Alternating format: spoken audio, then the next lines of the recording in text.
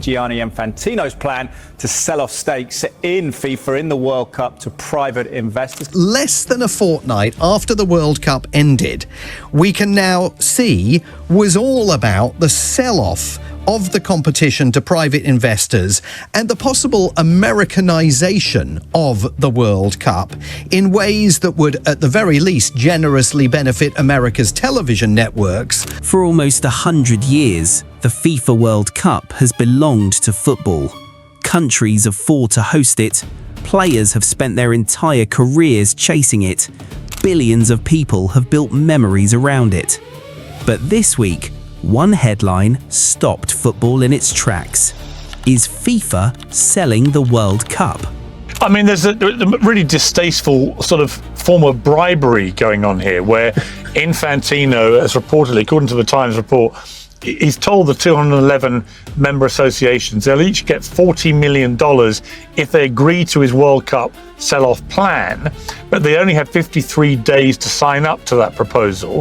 He says there's a funding package totaling $10 billion, about £7.5 billion, will become available if associations sign up, but if they reject it, then their earnings will be $2.7 billion, almost 75% less in terms of the dollars. I mean, how do you even sell something like the World Cup? You can't, right?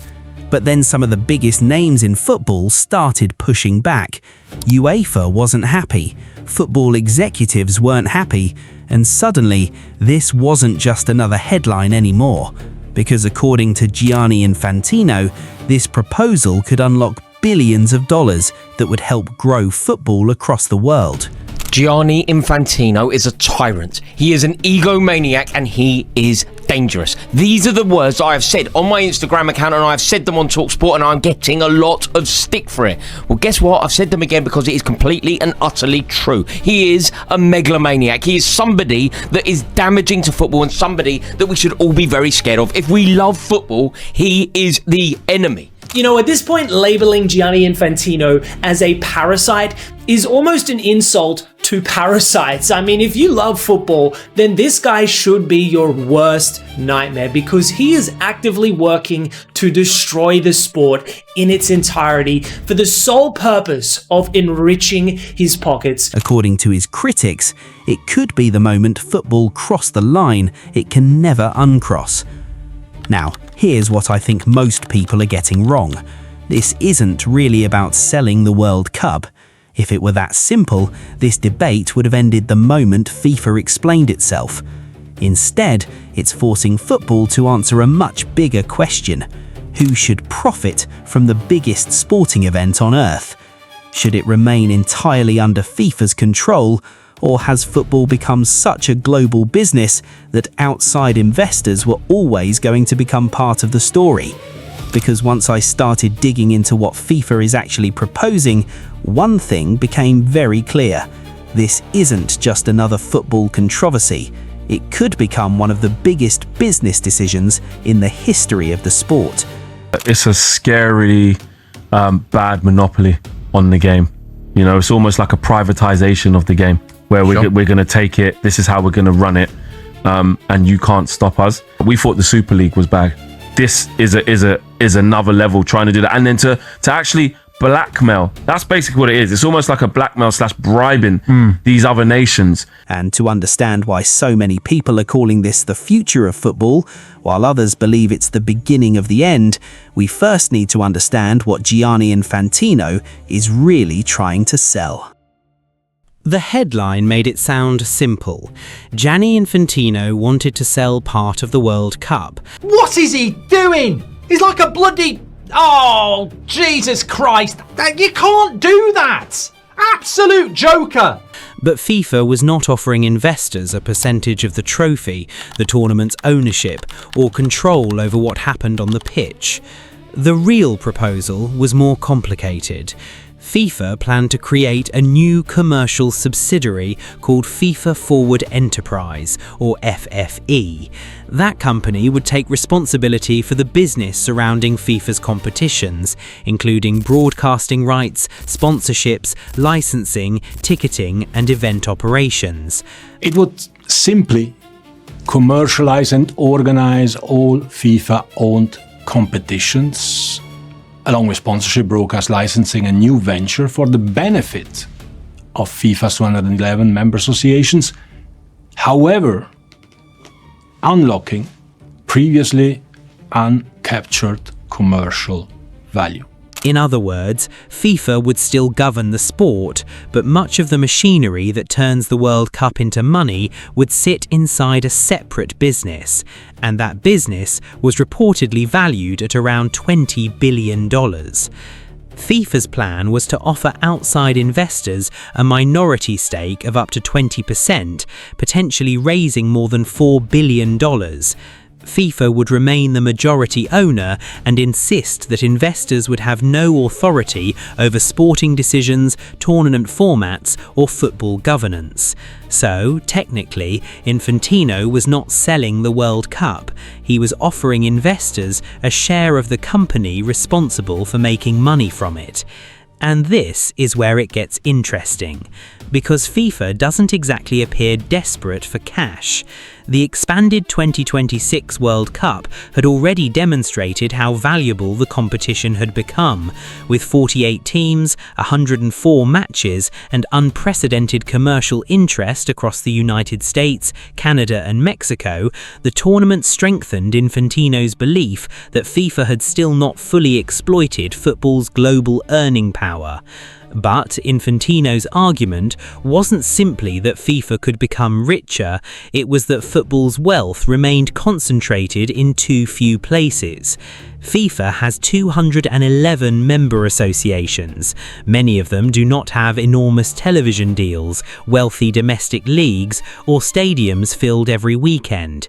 They depend heavily on FIFA development payments to fund pitches, training centres, women's football, youth programmes, and national team operations. Under the proposal, FIFA said the money raised from investors could dramatically increase those payments. To smaller associations, that could mean better facilities, stronger domestic competitions, and opportunities they may never receive from the traditional football economy. So, from FIFA's point of view, the argument was powerful. Why leave billions of dollars trapped inside an underdeveloped commercial structure when that value could be unlocked and distributed throughout the game? Infantino described the plan as part of football's financial democracy, a way to make sure the World Cup's extraordinary wealth benefited more than the strongest nations and richest leagues. And honestly, that explanation makes the proposal far less sinister than the headline suggested. But then one obvious question appeared. If the plan was really designed to help world football, why were so many of football's most powerful organisations furious about it? The backlash did not begin because UEFA understood the numbers. It began because several confederations believed FIFA had presented them with this decision this important without properly involving them in creating it. UEFA accused FIFA of lacking transparency and warned that the commercial foundations of the World Cup were being open to private interests without enough consultation. Other football bodies also complained that they had been surprised by the announcement. And the concern was bigger than simply who had been invited to the meetings. Private investors do not normally spend billions for sentimental reasons. They expect their investment to grow. That means more revenue, stronger commercial returns, and a business eventually worth considerably more than the price they entered at. FIFA's defense was that investors would only own a minority stake. They would not select host nations. They would not change the laws of the game. They would not decide which countries qualified or who lifted the trophy. But critics were worried about influence rather than official control. Because even without deciding what happens on the pitch, investors could still have an interest in how often FIFA competitions are played, how many matches they contain, how tickets are priced, how sponsors are integrated, and how aggressively tournaments are commercialized. Here's what most people miss. The danger is not that an investment company suddenly chooses the World Cup winner. The real concern is that football's sporting decisions could gradually become harder to separate from the financial expectations surrounding them. More teams can create more inclusion, but more teams also create more matches.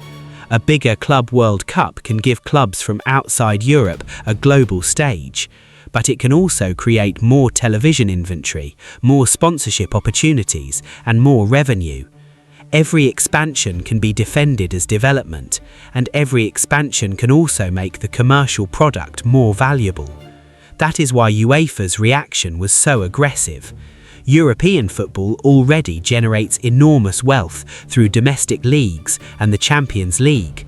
FIFA, meanwhile, has spent years expanding its own competitions and attempting to increase its influence over the global calendar. So this proposal was never just an argument about private equity. It reopened the much older power struggle between FIFA and Europe over who controls football's money, tournaments, and future. Infantino later stressed that the proposal was only a proposal, not an obligation, and that FIFA member associations would be part of the decision.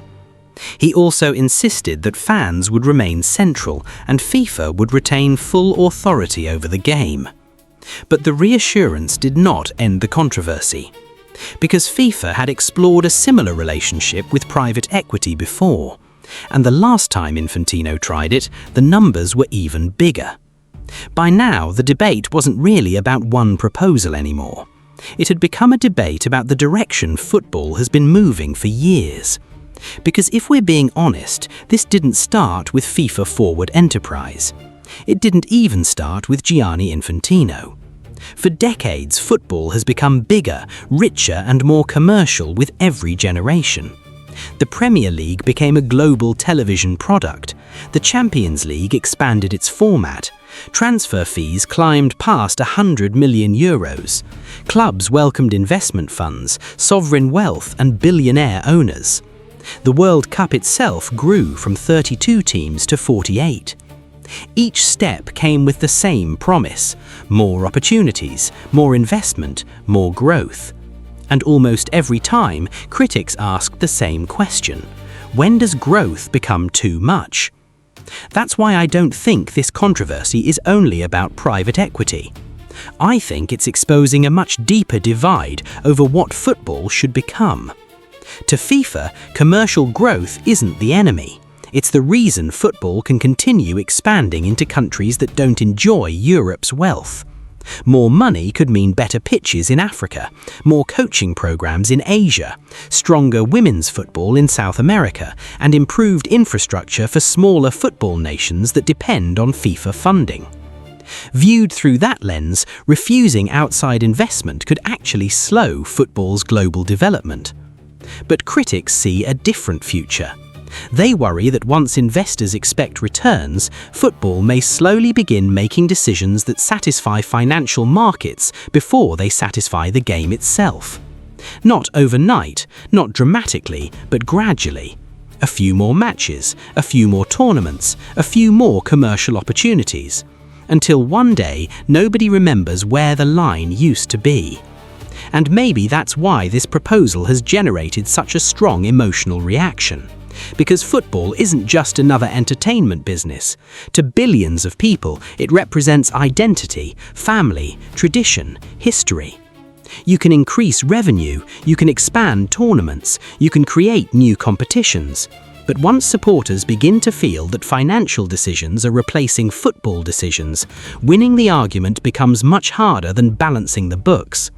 And perhaps that's the biggest challenge Gianni Infantino faces.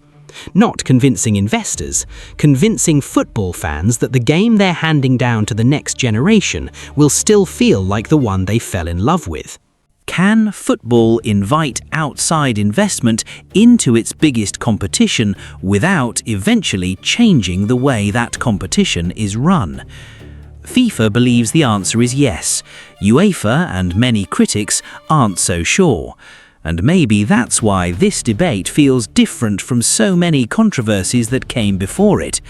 Because this isn't about one transfer, one referee, or one tournament. It's about the future ownership of football's most valuable asset, not on paper, but in principle. The World Cup has always belonged to the game.